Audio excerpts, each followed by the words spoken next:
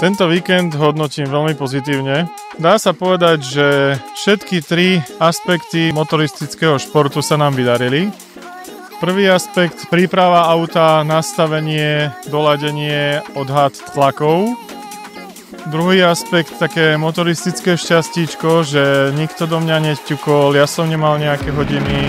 A tretí, že sme sa jednoducho sústredili na to, aby ten výsledok bol taký, ako je. To znamená, že dali sme do toho všetko, tvrdo sme na tom pracovali, ladili detaily a boli sme vlastne pred konkurenciou vždycky vpredu, podarilo sa to, spokojnosť veľká. Ďakujem tímu, ďakujem sponzorom a rodine, ktorá ma podporuje.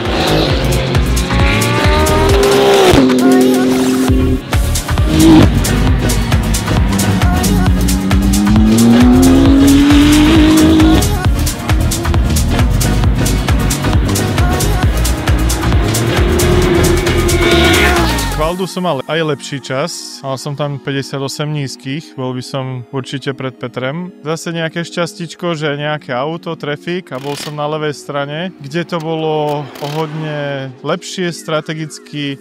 Išiel som za Filipom Sládečkom, ktorý mi urobil slipstream a krásne sme sa potom potiahli a už to bolo potom moje.